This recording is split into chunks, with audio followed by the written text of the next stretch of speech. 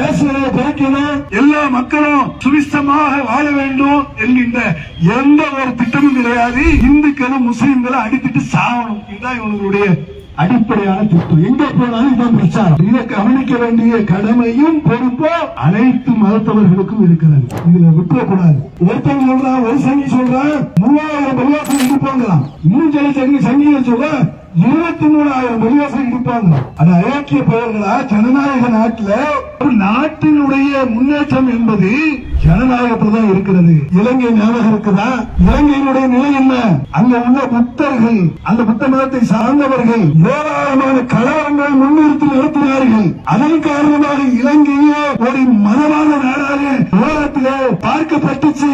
அதன் காரணமாக இலங்கைக்கு முதலில் போடுவதை அயல் நாட்டவர்கள் நிறுத்தினார்கள். அதன் காரணமாக இலங்கை பொருளாதாரத்திலே பின்னடைந்து போய் அதன் பின்னு சாப்பாட்டுக்கு வழி இல்லாம ஒரு கேசினுடைய விலை 5000 ரூபாய், ஒரு பால் பாக்கெட்டினுடைய விலை 300 ரூபாய், 500 ரூபாய், ஒரு மூட்டை அரிசியினுடைய விலை 3000 ரூபாய், 4000 ரூபாய். செத்து சுண்ணாம்பாகி அனைத்து இந்துக்களும் ரோட்டில் வந்து நின்னாங்க. இஸ்லாமியர்களும் கை கோர்த்தார்கள். நீதி கேட்டு நியாயம் கேட்டு, நீதி கேட்டு நியாயம் கேட்டு, நீதி கேட்டு நியாயம் கேட்டு, நீதி கேட்டு நியாயம் கேட்டு, வீதிக்கு வந்த போராட்டம், வீதிக்கு வந்த போராட்டம், வீதிக்கு வந்த போராட்டம், வீதிக்கு வந்த போராட்டம். அநியாயம் இது அநியாயம், அநியாயம் இது அநியாயம், அநியாயம் இது அநியாயம், அநியாயம் இது அநியாயம். ஜான் வாபி மசூதியை, ஜான் வாபி மசூதியை, ஜான் வாபி மசூதியை, ஜான் வாபி மசூதியை அராஜகமாய் அபகரித்து, அராஜகமாய் அபகரித்து, அராஜகமாய் அபகரித்தது, அராஜகமாய் அபகரித்தது ஏற்க முடியாத அநியாயம், ஏற்க முடியாத அநியாயம். அன்பார்ந்த சகோதர சகோதரிகளே, எங்களுடைய தொப்புள் கொடி உறவுகளாக இருக்கக்கூடிய மாற்று மத அன்பர்களே, நண்பர்களே, உங்கள் அனைவர் மீதும் இறைவனுடைய சாந்தியும் சமாதானமும் உண்டாட்டுமாக.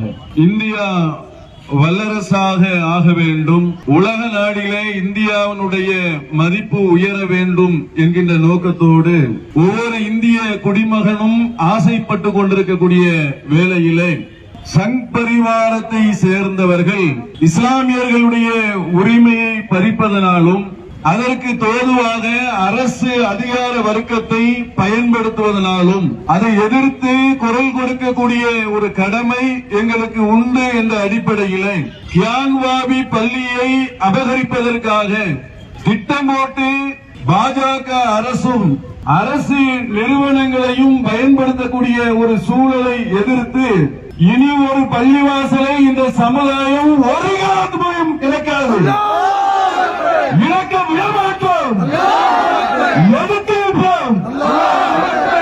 தொடர்ந்து இதே நிலையில்தான் இருப்பதாக இஸ்லாமிய சமுதாயத்தை கிள்ளிக்கீராக நினைப்பார்களானால் பாபர் மசூதியை அநியாயமாக உடைத்தது போன்று அடுத்த பள்ளியில் கை வைப்பார்களானால் ஒட்டுமொத்த இந்தியர்கள் வைப்பார்கள், உன்னை ஓட வைப்பார்கள், இந்து மக்களை வைப்பார்கள், இந்துக்கள் விடாய் மாறுவார்.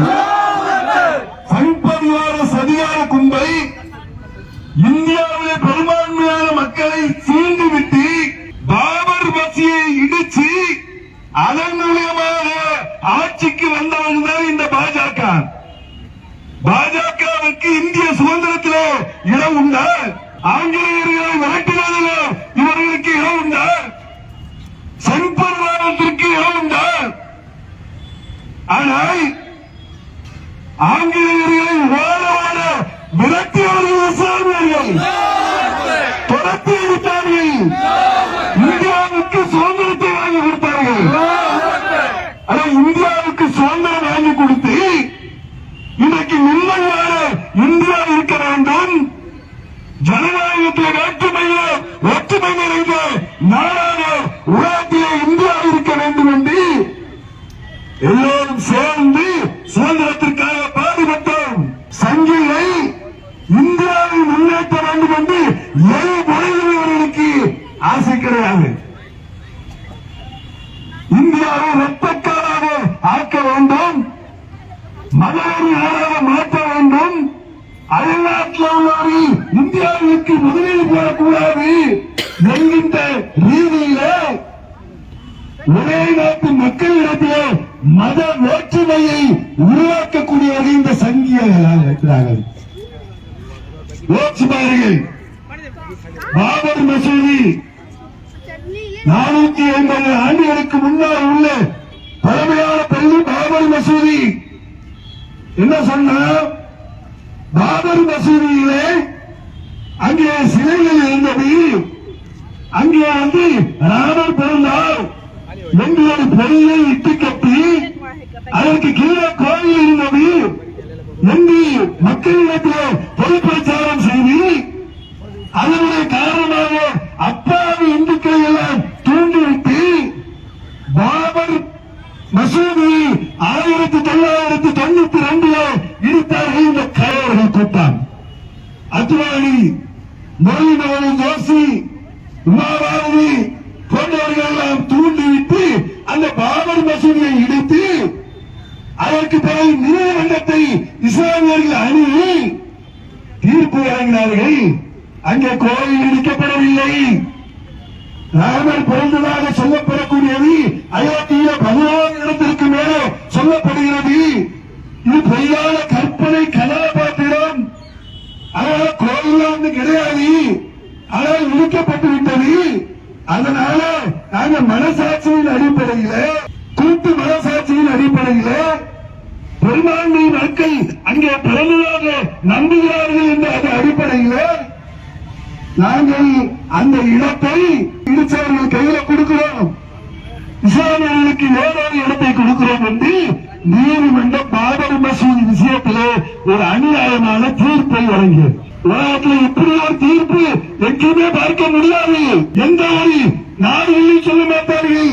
ஆனால் இந்தியாவில் உள்ள இஸ்லாமியர்கள் தேச ஒற்றுமைக்காக ஏண்டா சாகுறீங்க, ஏண்டா அடிச்சுட்டு செலவுறீங்க, மதத்தை வைத்துக் கொண்டு மக்களுடைய ரத்தத்தை வேண்டாம் கொடுக்கிறீங்க, பாவிகளா, சங்கிபரிவார பாவியா, அயோக்கியர்களா, ஏண்டா அப்பாவி இந்தியர்களை நாசம் பண்ணுகிறீர்கள் என்று சொல்லி அந்த தீர்ப்பை ஒட்டுமொத்த இந்தியர்களும் ஏற்றுக்கொண்டார்கள். விரும்பி ஏற்றுக்கிறல காரணம் என்ன? இந்த இந்தியாவை 800 ஆண்டுகள் ஆட்சி செய்தவர்கள் இஸ்லாமியர்கள். 800 ஆண்டுகள் ஆட்சி செய்வார்கள். ஒரு கலவரம் உண்டா? ஒரு பிரச்சனை உண்டா? கோயிலை இடித்தார்கள், கோயிலை அனுப்பினார்கள், வந்தார்கள், வென்றார்கள், வாழ்கிறார்கள், பரப்புவார்கள் என்று பொய் கற்பனை வெளியப்பட்டதை தவிர உண்மை அப்படி நடந்துச்சா? அயோக்கியர்களா, அப்பாவி இந்துக்களை மூல செலவை செய்து கோயில் இடிச்சிட்டாங்க, கோயில் இடிச்சிட்டாங்க, நம்ம பாய்வாரெல்லாம் கோயில் இடிச்சிட்டாங்க அப்படின்னு சொல்லி மற்றவர்களை மூல செலவை முட்டாட்பவர்களா கோயிலை இடிக்க சொல்லி இஸ்லாம் சொல்லுகிறதா? திருக்குறளை படித்திருக்கிறாரா? திருக்குறளுடைய வசனம் என்ன சொல்லுகிறது தெரியுமா? ஒருவரின் மனிதனை ஒருவர் மூலம் ஒருவரை தடுத்திருக்காவிட்டால் ஆலயங்களும் வழிபாட்டு தலங்களும் அல்லாவின் பெயர் அதிலும் துணிக்கப்படும் பள்ளிவாசல்களும் இடிக்கப்பட்டிருக்கும். அல்லாவுக்கு உதவுவதற்கு அல்லாவும் உதவுகிறான் என்று திருக்குறள் சொல்லுகிறது. அர்த்தம் என்ன? அதாவது முஸ்லிம் பள்ளிவாசலை பாதுகாப்பது போன்று ஒரு கோயிலை பாதுகாக்க வேண்டும், ஒரு ஆலயத்தை பாதுகாக்க வேண்டும்.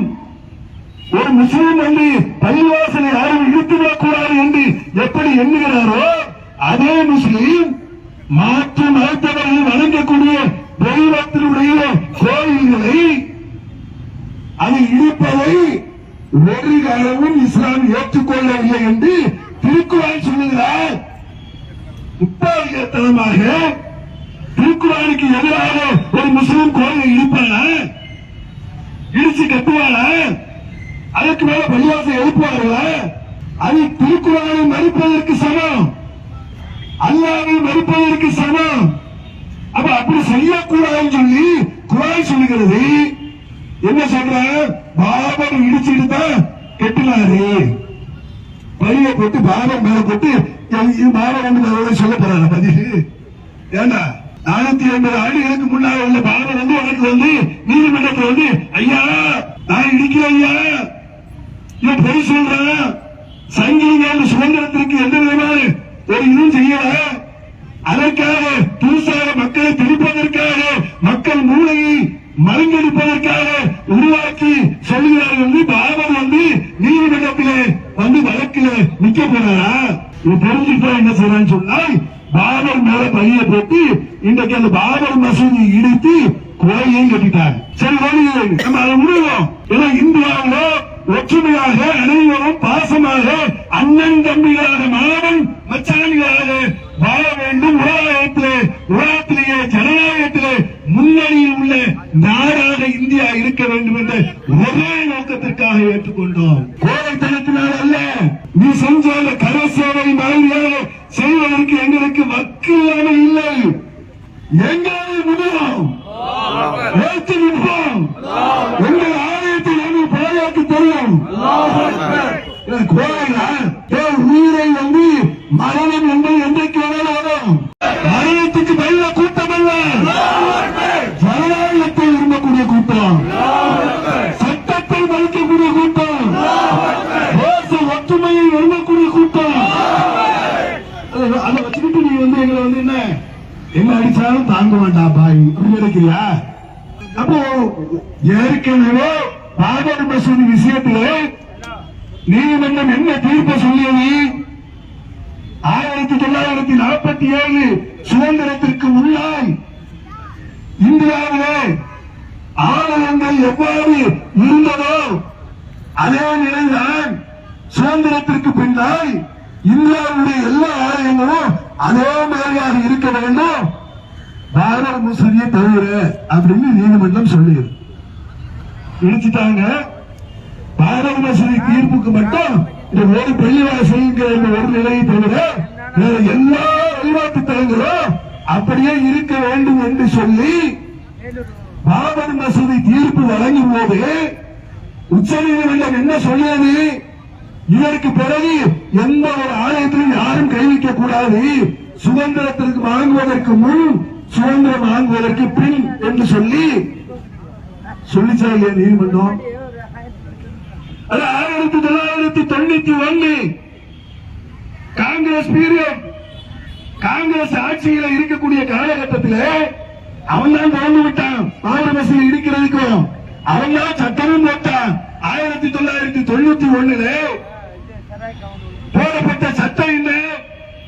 இனி இந்தியாவிலே எந்த ஒரு 1991 ஒரு சட்டம் இயற்றப்படுகிறது. சட்டத்தை மதிக்கிறீங்களா இல்லையா? சட்டம் சொல்லுகிறது அதற்கு முன்னால், சுதந்திரத்துக்கு முன்னால் உள்ள எந்த ஒரு ஆலயம் ஒரு கோயிலா இருந்தா கோயிலத்தான் இருக்கணும். அதுக்கு கீழே பள்ளிவாசல் இருக்கும்போது என்று சொல்லி ஒரு கோயிலை இடிக்க கூடாது. ஒரு சர்ச்சையில் இருந்தால் சர்ச்சாத்தான் இருக்கும். அதுக்கு கீழே காசு இருக்குது, மதுரா இருக்குது. ராமாயணத்துல உள்ள அந்த கதாபாத்திரங்களும் எல்லாம் ஒரு மசூதிக்கு இப்ப ஒரு மசூதியை சொல்லி அந்த மசூதி இடத்துலதான் போய் இருந்தாங்க, எல்லாரும் உட்கார்ந்தாங்க. ஏன்டா இது அயோக்கியர்கள், அவங்களுக்கு வேற வேலையே இல்லையா? நாட்டை முன்னேற்ற வேண்டும். உலக நாடுகள் காரி துப்பிக்கிட்டு இருக்கிறான். சீனா எத்தனை எதிர்பார்க்கிறான்? இந்தியர்கள் அடித்துக் கொள்ள வேண்டும், இந்தியாவுக்குள்ள பிரச்சனை கலவரம் ஏற்பட வேண்டும். இந்தியாவுல வந்து இந்தியா உள்ள வர்றான் சீனா. சீனாவை விரட்டுவதற்கு என்ன வழின்னு சொல்லி அதை முடிவு பண்ணுவதற்கு வக்கு இல்ல, துப்பு இல்ல, பிராணி இல்ல. அவங்க இடத்தை கொடுத்துட்டு உள்நாட்டு மக்கள் மத்தியில சண்டையிடலாமா? அவர்களுக்கு மத்தியில கலவரத்தை ஏற்படுத்தலாமா? என்ன செய்யலாம்? கியான்வாபி பள்ளியில அவங்க கதை அளக்கலாம் பாருங்க, அழகா இருக்கு. ரொம்ப கதையெல்லாம் கதை அப்படிப்பட்ட அந்த தினத்தந்தியில எழுதுவாங்க, மாலத்தீவு கடல் அது மாதிரி கதை எழுதுறாங்க. கியான்வாபி பள்ளிக்கு முன்னால் ஒரு லிங்கம் என்று இருக்கிறது. துடின்னு உருவாயிடுச்சாப்பா, லிங்கம் ஒண்ணு இருக்குதான். என்னையா லிங்கம் அப்படின்னு சொன்னா, இந்து மக்கள் வழிபடக்கூடிய லிங்கம் மாதிரியான ஒரு வடிவத்திலே கியான்வாபி பள்ளிக்கு முன்னால் அது இருக்கிறது. அதனால அதை கோயில் நாங்க முதல்ல அவங்க எல்லாரும் காரி துப்புறாங்க. லிங்கம்னு சொல்லி சொல்லுகிற வடிவத்துல எல்லாரும் நலனை எழுப்புவாங்க. முஸ்லிம்கள் ஒழு செய்கிற இடம் அதுல தண்ணி விழுவதற்காக அழகான பூந்தொட்டியை வைத்து அந்த இடத்தை தண்ணி விழுற மாதிரி செட்டப் அந்த காலத்திலேயே பண்ணியிருக்கான்னு சொல்லி பிபிசியில செய்தியாக அழகாக வாசிக்கிறார். நதிக்கரை ஓரம் உள்ள மஸ்ஜித், நதிக்கரை ஓரம் தான் இருக்கிறது. அதனுடைய தண்ணியை வாங்கி ஒளி செய்கிற இடத்திற்கு அந்த காலத்துல மோட்டர் இல்லாத காலத்துல கூட அழகான சயின்ஸை பயன்படுத்தி ஒளி செய்கிற பகுதிக்கு நதியினுடைய தண்ணியை திருப்பி விட்டு ஒரு கல்லில இருந்து விழுகிற மாதிரி வச்சிருக்கிறான். இது உனக்கு என்ன பிரச்சனை? எல்லா ஊர்களில் உள்ள பள்ளிவாசல் அது இருக்கு. இன்னைக்கு வேணா சங்கிகளா பள்ளிவாசல் எல்லா பள்ளிவாசலுக்கு முன்னாடியும் இது இருக்குது. பழமையான பள்ளிவாசல் எல்லா பள்ளிவாசல் முன்னாடியும் இருக்குது. டீநகர் முன்னாடி மத்த கடை வீதிகளை கூட நிறைய வச்சிருக்கிறாங்க வரிசையா. இதெல்லாம் சொல்லுவாங்க அந்த சங்கி, இதெல்லாம் இங்க தெய்வம் சொல்லுவானா? வரலாற்றில் உள்ளவங்க மூளையற்றவராக இருக்கிறார்கள் என்று சொன்னால் அதே விஷயத்தை இங்க உள்ளவங்க அப்படியே வாங்கி எடுக்கலாம். அவன் தான் எக்ஸாம் எழுதுறதுக்கு பில்டிங் மேல ஏறி நின்று எக்ஸாம் எழுதலாம். அது எல்லாம் உங்களுக்கு இணையதளங்கள்ல வரத பார்க்கிறோம். பார்க்க போட்டு எக்ஸாம் எழுதிக்கிட்டு இருக்கிறான். அப்ப அந்த அளவுக்கு மக்களிடத்துல வெறித்தனத்தை ஏற்றி கியான்வாபி பள்ளி வந்து அது கீழே கோயில் இருந்துச்சு, அவுரங்கசீப் இடிச்சிட்டாரு அப்படின்னு ஒரு கதை எழுதலாம். அவுரங்கசீப் இடிச்சிட்டு அது பள்ளிவாசல் எழுப்பிட்டாரு. அவுரங்கசீப் என்ன ஒரு மாநிலத்தினுடைய முதல்வரா? ஒட்டுமொத்த இந்தியாவையும் ஆண்ட ஒரு பெரிய ஆட்சியாளர் இருப்பா அவுரங்கசீப். ஏதாச்சும் ஆட்சி பண்ணாரு? மற்ற மதத்தவர்களோடு அன்பாய் நேசமாய் பாசமாய் தன்னுடைய அவையிலே அவர்களை அமர்த்தி வைத்து ஆட்சி செய்தவர் அவுரங்கசீப். அப்ப கோயில் இடிச்சதாக சொல்லப்படுகிறது. அதுக்கு வரலாறு சொல்றான். என்ன கோயில் இடிக்க சொன்னது யாரு? அயோக்கியர்களா? சொல்லு, அந்த கோயிலை இடிக்க சொன்னது யாரு? இந்து ஆன புத்தர்கள். அவர்கள் சொன்னார்கள். இந்து குடி அரசர்கள் சொன்னார்கள். இந்த மக்கள் சொன்னார்கள் அங்கே ஒரு ராணியை கற்பழித்து கொலை செய்து விட்டார்கள்.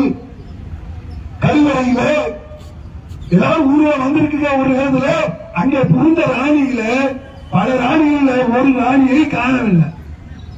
கல்வரையில வைத்து அங்கே இருந்த பூசாரி கற்பழித்து கொலை செய்து விட்டார்.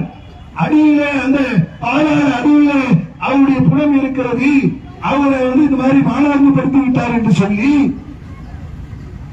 அந்த மக்கள் தான் அவுரங்கசீப் போய் கோயில் தீட்டுப்பட்டு விட்டது, இதை இழுத்து விட்டு வேறு கோயில் கட்டித்தாங்க என்று சொன்னார்கள். அதை அவர் செய்தார். எவ்வளவு பெரிய அநியாயம்! இப்ப அந்த பூசாரி கூட்டம் சொல்றதை இவன் நம்புறான். கோயில் இடிச்சாரு, கோயில் இடிச்சாரு. அதை விளங்கிய கோயில் இடிக்க சொன்னது யாரு? வரலாற்றை எடுத்து படி. வரலாற்று ஆய்வாளர்கள் என்ன சொல்றாங்க? பிஎன் பாண்டே என்ன எழுதியிருக்கிறார்? அவர் தெளிவாக சொல்லுகிறார், அவுரங்கசீப் கோயிலை இடித்தது இந்து மக்கள் கோரிக்கை வச்சு அது தீர்த்துப்பட்டு விட்டது. இனிமேல் எங்களுடைய நம்பிக்கை பிரகாரம் அங்கே வணங்குவது என்பது இல்ல, வேற கோயில் கட்டித்தாங்கன்னு சொல்லி அதை இடித்து விட்டு கட்டினார்கள் என்று பிஎன் பாண்டே வரலாற்று ஆய்வாளர். அவர்கள் சுதந்திர போராட்டத்தில் கலந்து கொண்ட மிகப்பெரிய ஆய்வாளர். அவர் எழுதி புத்தகத்தை வெளியிட்டிருக்கிறார். படிங்களா? வரலாற்றை ஒழுங்கா படிச்சு ஒழுங்கா மக்களுக்கு சொல்லி இந்து மக்களை மூலச்செலவு செய்யாதீர்கள். அதெல்லாம் விளங்கிக்க. இதே நீங்கள் நீடிக்கும் என்று நினைக்காத. இன்றைக்கு இஸ்லாமியர்கள் நாங்கள் குரல் கொடுத்துட்டு இருக்கிறோம். ஏராளமான மாற்றுமலை அவர்கள் கேட்டுக் கொண்டிருக்கிறார்கள். உண்மை நிலவரம் தெரியாமையா போவது? உன்னை ஓர விரட்டுவது இந்து துரத்தி அனுப்பார்கள். நீ இந்து மக்களை வச்சு இந்துக்களை கொலை செய்த உணவார்கள். எத்தனை பேர் பழி கொண்டிருக்கிறார்கள். பாபர் மசூதிக்கு பெரிய கங்கணம் கட்டிட்டு போறது யாரு தெரியுமா? யாரு? அத்வானி அத்வானியுடைய நிலை என்ன? கொஞ்சம் ஓரம் போகன்ட்டான். கொஞ்சம் அத்வானி கொஞ்சம் ஓரம் போகன்ட்டு அவன் மோடிஜியை கொண்டு வச்சிட்டான். நிலைமை அவர் கண்ணீர் விடுறாரு. இந்த பதவிக்கு தானையா நான் இதை செஞ்சேன், இதுக்காக தானே கஷ்டப்பட்டேன், இதுக்குதானே ஊர் ஊரா போனேன், அவன் தள்ளிட்டான். என்ன நிலைமை புரியுதா? யார விடல நாட்டில முதல் குடிமகனா இருக்கக்கூடிய யாரு? ஜனாதிபதி. ஜனாதிபதிக்கு அனுமதி கிடையாது. சாமானிய இந்துக்கள் உணர வேண்டும். இவர்களுக்கு எந்த அஜெண்டாவும் கிடையாது. இந்தியாவை முன்னேற வேண்டும், முன்னேற்ற வேண்டும், பெட்ரோல் விலையை குறைக்க வேண்டும், எல்லா விலைகளையும் கேஸ் விலையை குறைக்கணும், வெஜிடபிள் விலையை குறைக்கணும், எல்லா மக்களும் சுவிஸ்தமாக வாழ வேண்டும் என்கின்ற எந்த ஒரு திட்டமும் கிடையாது. இந்துக்களும் முஸ்லிம்களும் அடித்துட்டு சாவணும், இதுதான் இவங்களுடைய அடிப்படையான திட்டம். எங்க போனாலும் இதுதான் பிரச்சாரம்.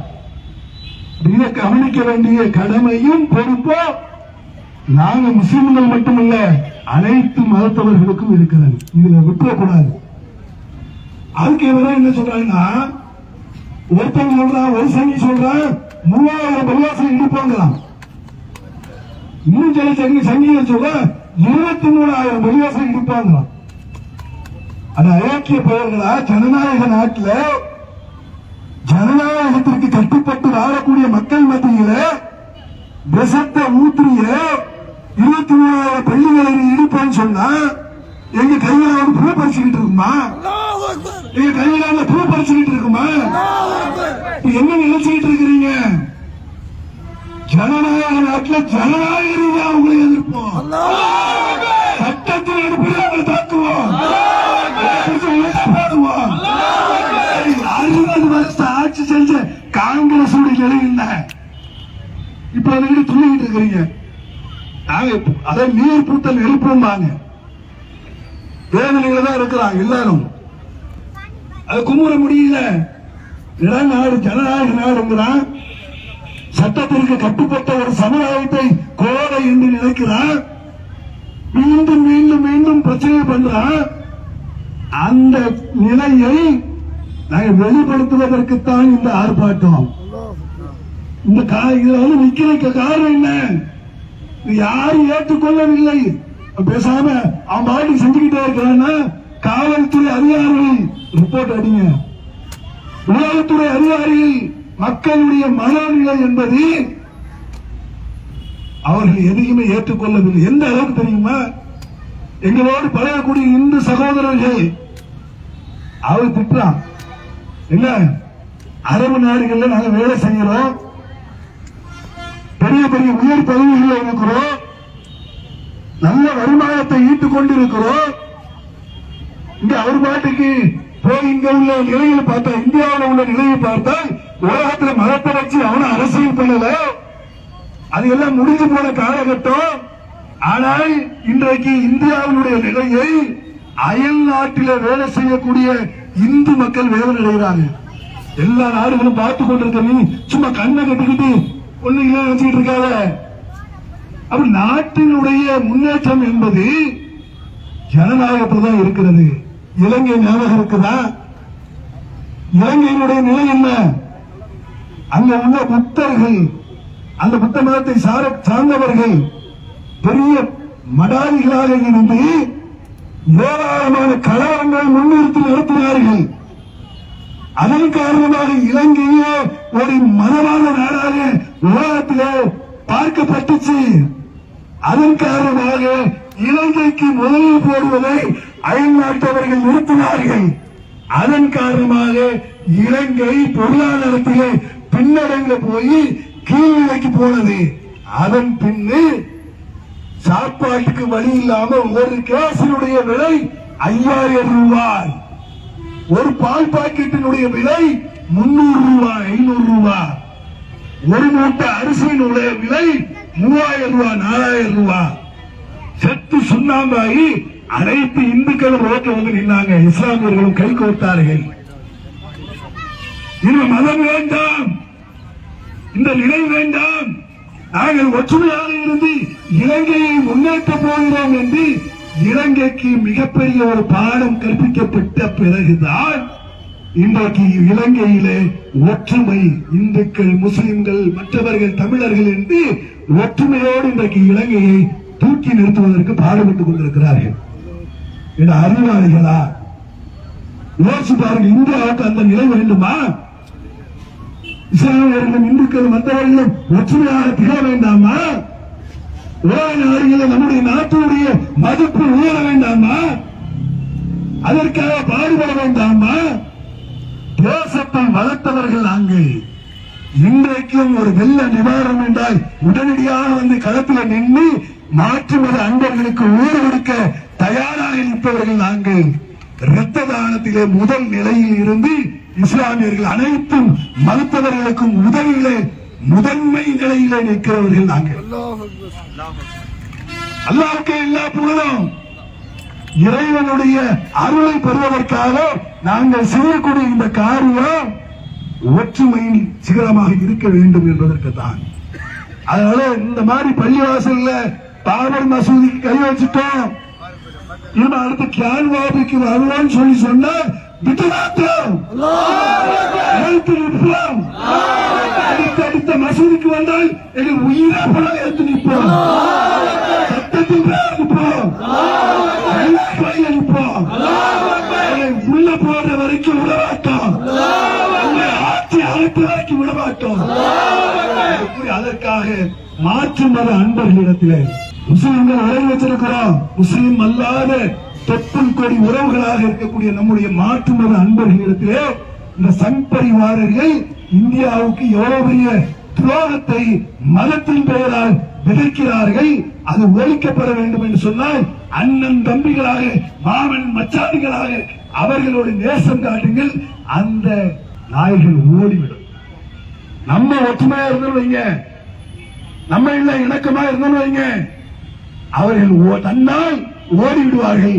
அதனால ஜனநாயகத்தை வளர்ப்பதற்கு மாற்று மத அன்பர்களோடு நேசம் பாராட்டக்கூடியவர்களாக இருக்க வேண்டும். அரசு இது மாதிரியான விஷயங்களை உடனடியாக கைவிட வேண்டும். உச்ச நீதிமன்றம் உடனடியாக இந்த வழக்கை எடுத்து ரத்து செய்ய வேண்டும். நீதிமன்றம் தான் அதை அனுமதி கொடுத்திருக்கிறான். அடுத்து உயர் நீதிமன்றம், அப்புறம் உச்ச நீதிமன்றம் போவாங்க. இது மாதிரியான விஷயங்களை சட்டத்தில் அடிப்பதற்கு எதிராக இருக்கிறது என்று சொல்லி உடனடியாக அதை டிஸ்மிஸ் பண்ண வேண்டும் என்ற கோரிக்கையையும் தமிழ்நாடு தமிழ் சமாஜ் கேட்டுக்கொள்கிறது.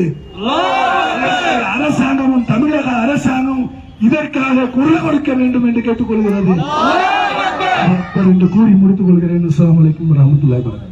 இஸ்லாம் மற்றும் சமுதாய செய்திகளை அறிந்து கொள்ள தமிழ்நாடு தௌஹீத் ஜமாஅத் யூடியூப் பக்கத்தை உடனடியாக சப்ஸ்கிரைப் செய்து கொள்ளுங்கள். மேலும் பெல் பட்டனையும் கிளிக் செய்து கொள்ளுங்கள்.